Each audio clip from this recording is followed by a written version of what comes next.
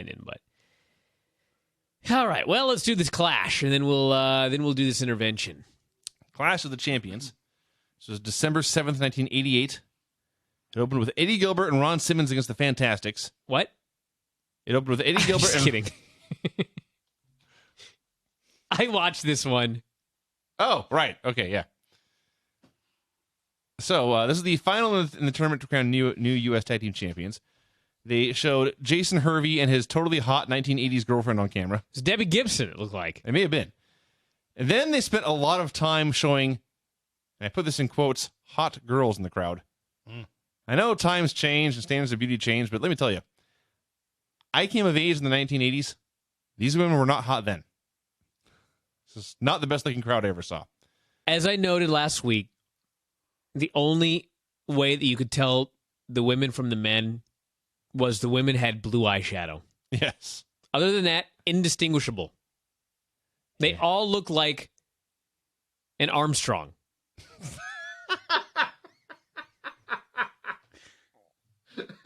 That's fair. It's true. Yeah. It's totally true. Yeah, you're right.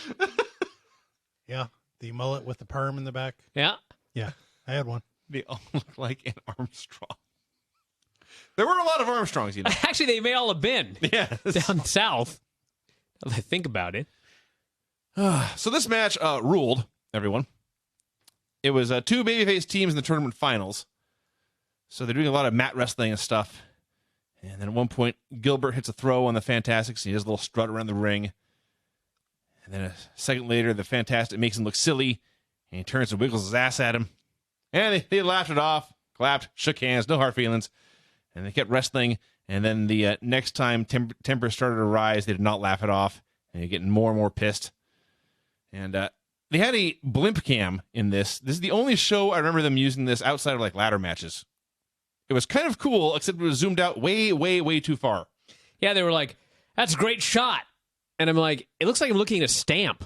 The ring, suffice to say, the ring was way too small on the screen. And there were these very small insects doing moves in it. So I watched this, by the way. I watched a 3-hour Ring of Honor pay-per-view, did a show. I went home and started this clash. Obviously, I didn't finish it. But I was amazed at how fast the first 10 minutes of this flew by. The first big break in the match came when Simmons missed a shoulder charge, and he went shoulder first in the buckle, and the Fantastic started working over his arm. And Jim Ross pointed out he was the least experienced wrestler in the ring and had been the first one to make the big mistake. So that made sense. So Simmons recovered. They went back and forth for a while, and then with about 10 minutes left, Gilbert was in the ring. He, too, missed a shoulder charge, and he went shoulder first into the post, and from this point on, his arm was useless. And they teased topping the match several times. The Fantastics were reluctant to attack this injured man, but once it was determined he was okay to continue, it was game on. Put him in a bunch of hammer locks and arm bars. They were trying to tear this thing off. For 10 minutes, they just worked over his arm, and Gilbert tried to escape. At one point, he was crawling across the ring on one arm, and it was awesome. And then, finally, he was able to hit the hot shot, which was his finisher.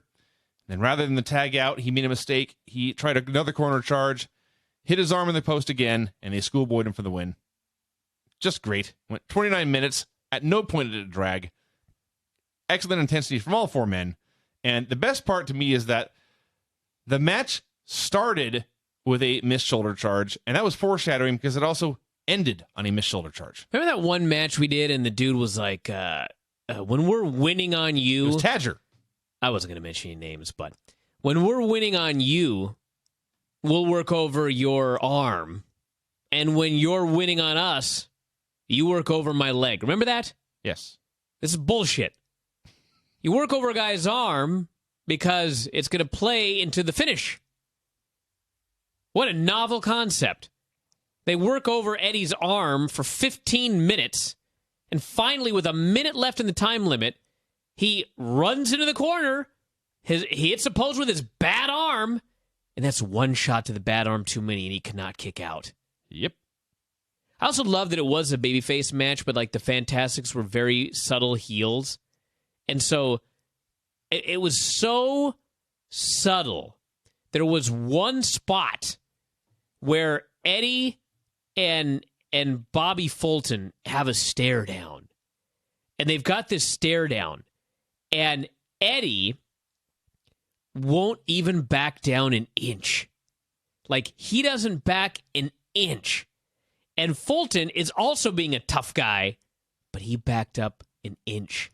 And it was just kind of like, it's one of those things where I talked about this on an interview I did the other day. Back in the day when this was supposed to be real, everybody worked really goddamn hard to make you believe that it was real. And so they worked really hard to make everything make sense and to have some logic in everything that they did. And so the idea was, hey, you know what? Fans do pay attention. Fans do watch closely. So we got to work really hard to fool them. Unlike today, where there's this overarching feeling of these fans are idiots, it doesn't matter, just put shit on television, they'll watch it no matter what. That's kind of why it sucks today. Yeah. I wish they'd go back to the days where, as a booker, yes, we all know it's fake. But as a booker, why don't you pretend that we don't and you know, fill all your fucking plot holes? That's what I got out of this match. There's a spot really early in the match. Rogers came off the top rope with an elbow. Ron Simmons dodged and hit him with a flying tackle. And Rogers threw himself backwards into the ropes. And it looked so amazing. I remember that, yes. What didn't look amazing was Ron Simmons' bumps. This man couldn't take a back bump to save his life. Well, you know, he was just learning. Yeah. Yeah. It just, I have fond memories of Ron Simmons, and I don't remember him not being able to take a back bump. Well, now you know. Well, there you go then. But you know what? You know what? No matter whether you can take a back bump or not, all that matters is the crowd went nuts for every single spot in this entire match. It was tremendous. God, it was great. I'd watched this last week, and then I watched the ROH pay-per-view, and I really loved the Michael Elgin, Adam Cole main event. But there were long periods where the people were just sitting there. And I was like, man, I watched that clash, and there was like not one single second where 3/4 of the crowd wasn't pissing themselves, which is a lot of urine. This was good. This was great. Yeah, Ron Simmons was still playing pro football as late as 1985, so he was still very green here. Yeah. Oh, let's see. He had a very quick segment with Lex Luger and Tony Schiavone talking about what a great match that had been. They had a bunch of these throughout the show. Schiavone's mustache. Schiavone had an epic mustache. Luger didn't have a mullet. He just had beautiful hair. And the idea was that he would be there to not just run down the show, but also... It was beautiful, Craig. But also to plug his match with Flair. And Luger was not good on the show. He was not bad. He was just there. Sure. I liked when they had a random, wacky video game style sound that appeared to throw him completely off. I don't know if it went through his headphones or what, but I'm just watching. All of a sudden it goes beep, beep, beep. And then Luger just kind of looked around. Like, welcome to WCW. Space Invaders. Steve Williams versus the Italian Stallion. This. Hey. First, did you talk about the Bray Wyatt Sr. Kevin Sullivan promo? Not yet, no. Where IRS could not believe that Steiner was only a Michigan graduate. I missed that. That won't leave you with much, he notes. This was great. They cut a promo on Steiner. So I don't know. You talk a lot about this. Well, let me just talk very quickly. All right, go ahead. Dr. Death Steve Williams comes out to wrestle the Italian Stallion. If you were not around, this would be like if Jack Swagger, not even Swagger, Zack Ryder. Zack Ryder would be the Stallion. I don't know who would be Steve Williams. Somebody higher on the card than that. Seth Rollins, maybe. Okay, he just turned heel. Yeah, sure. All right, Seth Rollins and Zack Ryder. Zack Ryder. Yeah. So I'm watching this and I'm like, oh man. In fact, before the match had even started, I wrote, and I quote, "I love wrestling. Killer versus geek. Never not awesome." 15 minutes later, I decided I was going to go down because I had to get something to eat real quick. I went downstairs, I came back up, and they were still wrestling. Yes. Mm-hmm. And they kept wrestling. Yes. They wrestled for about 50 years. And then finally Williams beat him. And the place is going nuts for this fucking match the whole time. I thought the Italian Stallion. I was like, what the hell has gone wrong with this business? Everything. I know, but... Now, here's the thing. did watch this, and I was paying attention, and it was 15 minutes. It's not. It was 15 minutes of nothing. Yeah. Williams is a big, scary guy. He would hold the guy down and do chin locks or a very basic arm bar or stuff like that.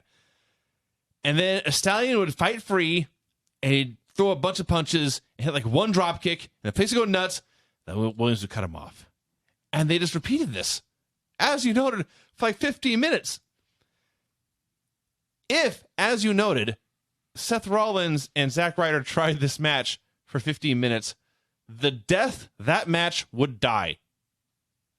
People went crazy for this, and it was awesome. Yes.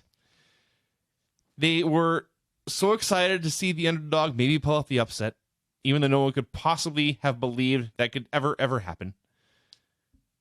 The announcers treated it like it was, like they gave it legitimacy. This was not a joke to the announcers. No, it was a serious athletic contest. These were two men fighting for money to feed their families. And two valuable athletes. Yes, this was a big fucking deal. And finally, Steve just won with a power slam. But, man, this is something. I don't really know what. But it just makes you realize, like, this is like the absolute worst of wrestling in that era, and it was still great. This was a match. I'm sure that's not true. This was a match where I noticed Teddy Long, where like Teddy Long's the guy where he puts on his home movies from 25 years ago, and he looks much older. It's crazy. Yep. Yeah, there was nothing to the match at all. Steve Williams picked a body part, worked it over for a while, brief comeback. Then he picked another body part, worked that over for a while. And like Vinny said, if this match were to be on today, the fans would have been chanted boring. Like you would have lost 1 million viewers. 2-3 minutes in. And they were more than content to cheer and lose their minds all evening. It wasn't just this match. All evening. Great crowd. Somewhere along the way. Great era. Somewhere along the way, this is not profound what I'm about to say, but it stopped mattering even one iota who wins and loses. Fans just want to see the guys hit their trademark moves and then get them out of there and bring the next guys in. And these guys had no trademark moves until the power slam at the end of 15 minutes. These fans wanted to see two guys fucking wrestle.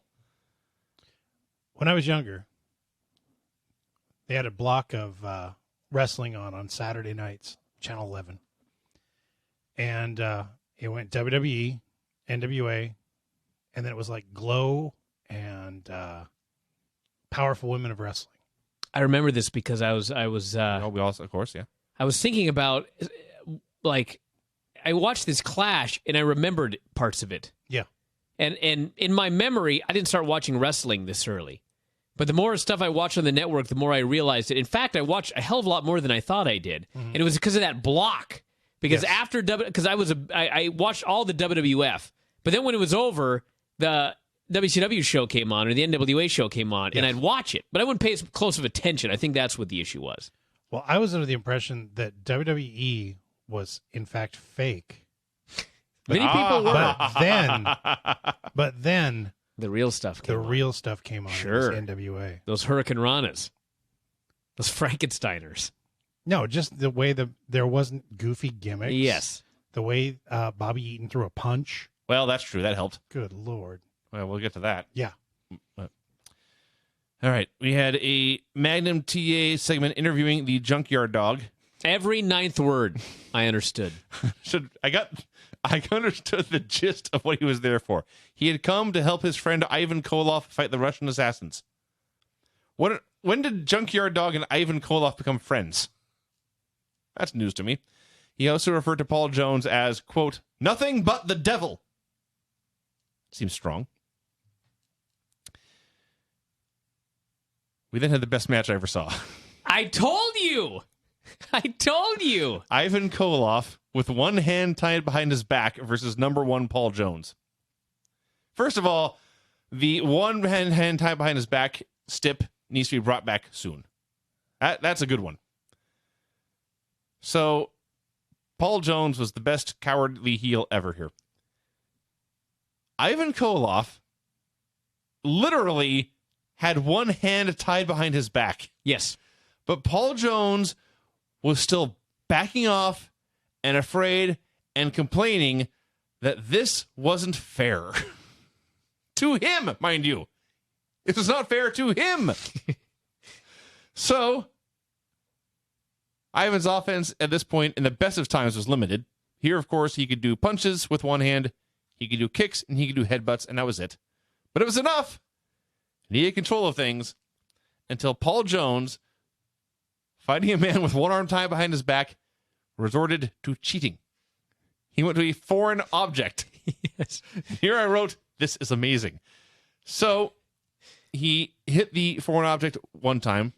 When he tried to use it a second time, Koloff beat him to the punch. And then Koloff got the object, and he nailed Jones with it and made the cover and won. This was so great. I adored absolutely everything about this match. Yeah. Jones was by far the best heel on this entire show. Yes. The spot where he actually got the heat, and Koloff is down there, and Koloff is on his belly, and Koloff is trying to, with one hand, push himself to his knees, and Paul Jones goes and he kicks his hand out so he falls on his face. Just fucking died. Using a gimmick behind the ref's back to get heat on a one-armed man. Yeah. Place just went apeshit for this match. Yeah. And then they got the pinfall, and as soon as Koloff hits him with his own gimmick, I just love the poetic irony. Yes. You don't even see stuff like this anymore. Well, you do every now and then, but he hits him with his own gimmick and pins him, and immediately the assassins come in, and people are throwing shit into the ring. Mm-hmm. They're so appalled at this. God, this was awesome. And then, by the way, I should mention, JYD runs in afterwards in his street clothes. And I was like, why did this fucker always wrestle in street clothes? When he wore his gear, he looked like, a fat guy in red pants. A fat guy. And he comes out in his gear and he's like, holy shit. This is a huge, scary that man. Guy kicked my ass. Yes. Stay away from him. Oh, this was awesome. This was great. We just talked about Bobby Eaton's punches briefly. The opposite end of the spectrum, Paul Jones's punches. Well, yeah. These were the worst things I've ever seen in my life. But, yeah, he was wildly entertaining. And he was a pro wrestler for a long time. He was wildly entertaining. And go watch this. Yeah. Stop listening to us. Go watch this. Yeah. Well, it'll stop listening to us, but it was awesome. Luger and Schiavone talked about how the Road Warriors had gone too far and were trying to end men's careers. Magnum TA. Is there anything else while we're at it? I haven't even talked to Brent yet. I know. Don't remind me. Magnum TA interviewed Rick Steiner about his suplexes.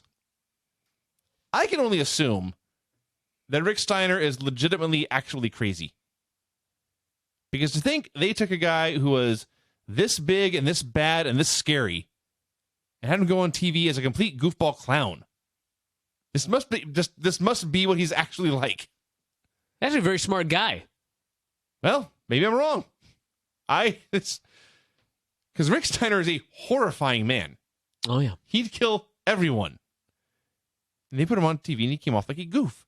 And then, perhaps he was reading my mind here 26 years in the future, because suddenly he just stops and looks into the camera and screams, "Mike Rotunda, I'm going to beat you to death!"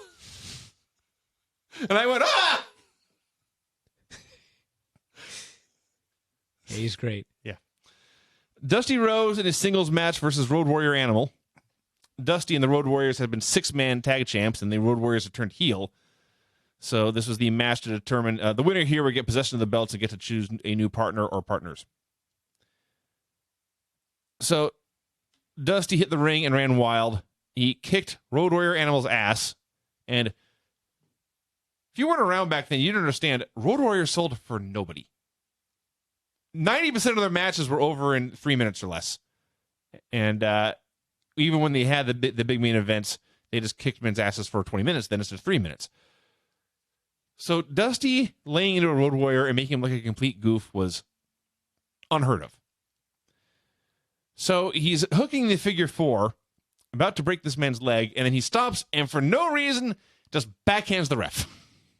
Yeah, I don't know what happened. Because there. Dusty Rhodes, you see, is such a badass, he doesn't even care about the titles. I realize it's just the 6-man belts. but he buried the championships to make sure it was just his own personal lust for revenge that got over. He didn't want belts. He wanted this man's eyeball. Yeah. He wanted this man's eyeball in his trophy case. Yes. So he hooked the figure 4. Ellering raked his eyes. Then Dusty went after Animal's eye. Hawk finally had to come in and help Animal, or Animal would have been killed. Dusty would have taken his whole head off and taken it home. So the Road Warriors attacked, and then Sting came in and fight them off. I was legitimately stunned Dusty did not fight off both Road Warriors by himself. And everyone brawled, and the fans went nuts. And for the record, Dusty was disqualified. I don't think they ever even brought back the 6-man belts. But that was that. I thought this was an awesome angle to set up Starrcade. I mean, really, when they were talking about Starrcade earlier, and then they announced Dusty and Animal on the show, it's like, what? Obviously, this is going to be an angle, and it's exactly what it was. And my only other note is there was a very little stinger in the audience. It was probably about 35 today. Yeah. Yeah, the crowd was actually going ballistic for this. I also thought it was funny that Dusty Rhodes backhanded a ref, causing him to fall out of the ring, but then got disqualified for using a chair. He did use a chair too, yeah. Yeah. Main event, Ric Flair and Barry Windham versus the Midnight Express. Awesome match. Unreal. This was so beautiful. Flair was such a fucking machine. I know this is no news to anybody listening to this right now, but he was a great athlete. He was kind of a genetic marvel. He trained really, really, really hard. Him and Steamboat used to go in there for matches, and each of their goals was to try to blow the other one up in their matches. And essentially, he lived like a crazy man. Still does, actually. But his genetics and his hard training allowed him to get away with a lot of things. Yeah. So, story here is that the Midnight Express I guess they had just lost the World Tag Team titles, but they were still considered the best team in the world. And Ric Flair and Barry Windham were the world champion and the U.S. champion, the two best singles wrestlers in the world. So the question is the team going to be good enough to overcome to hang with the superior singles athletes? So for 10 minutes, the Midnight Express were unrepentant ass-kicking machines. They destroyed these men for 10 minutes. They used the dearly missed double figure 4 spot. Somewhere in here, there was an inset promo from Paul E. Dangerously hyping the Midnight Express versus Midnight Express match at Starrcade. The Horsemen finally cut Eaton off with an illegal hit from behind. Beat him up for a while. God, Eaton selling this. As great as Eaton's punches were, him selling that punch there's a punch from Ric Flair, and if you watch the match, you'll know it immediately. He sells this punch like he got punched in the face, which is how you should sell a punch, by the way. Checking his teeth. Yeah. Oh, yeah. You mentioned that in the last show, and you were 100% right. But I don't even think that was the best sold punch in this match.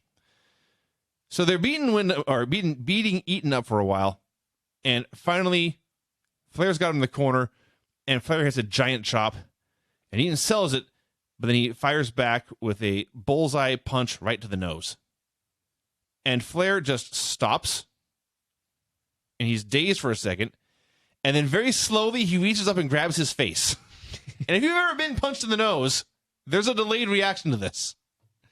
And he reaches up and grabs his face, and he takes several steps backward and stumbles for a bit, and then just flops. The place went nuts. Oh, so beautiful. So that set up the hot tag. Stan Lane ran wild for a bit, hit a bunch of karate kicks. Eaton recovered, hit an Alabama jam. But then the manager started brawling, and J.J. Dillon's loaded shoe fell into the ring. And Flair used the shoe to hit Eaton. He put Windham on top, and the ref turned around and counted 3. Windham was still selling the leg drop, not moving, just completely out cold. And that was that. And so the singles wrestlers won, but they had to cheat to do it. And then the show was not over. Tony Schiavone interviewed Jim Cornette. The blowhard, according to Granny. He is a blowhard. Yes. And he blew so hard here. And I mean that in the nicest way possible. He was great in this promo. 1,000 songs we just got right there. He was so great here. He said Ric Flair was the best wrestler of all time. Barry Windham was the greatest U.S. champ of all time. And Eaton and Stanley had proven they could go toe-to-toe with him for 20 minutes and give them all they could handle. And then in the middle of a classic match, that scum J.J. Dillon had to interfere and ruin everything. So he chewed out Dillon. He said they wanted a rematch. Maybe they do it right back here in Chattanooga, and the place cheered. And then, smooth as silk, he transitioned into plugging Starrcade. And he plugged Ric Flair's defense against Lex Luger. He plugged Barry Windham's match against Bam Bam Bigelow. He plugged his own team's match against the other Midnight Express.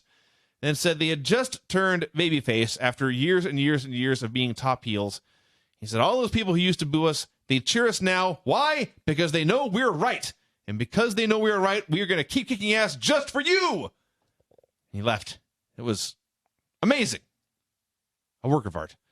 And then we got 3 or 4 minutes of Jim Ross and Bob Condell running down the show. Wrapping up the show. Recapping everything we had seen. Bringing the fans down easy. No abrupt ending. No Sure. to the back. No let the credits roll. Just letting it all sink in. If you missed anything, here's what you missed and what it meant. And then they plugged Starrcade and it ended. This is the wrestling I fell in love with. And This was an awesome show. I am so happy it's back in my I life. told you guys Yeah, it was great. this was an awesome show. Better than the first one. Oh, yeah. Yeah, this First one was awfully great. the main event on this Didn't show. have number 1 Paul Jones, Vinny. No, well, it did, but it was not as great. Well, I guess you're right. The main event on this show was a work of art. This was so awesome. So, yeah, I mean, 4 of the best wrestlers in the world in the same match. And as Vinny stated, I miss this wrestling. Well, it's gone. Yeah. Yeah, I know. Subscribe to the WWE Network because it's gone. Yeah, this is a great show. All right, quick song, and then we got to get this intervention going. We've been going a long time. We got to see what's up with the criminal. But first, as promised, here we go. Paul Jones was a manager. I remember thinking at age 11, 12,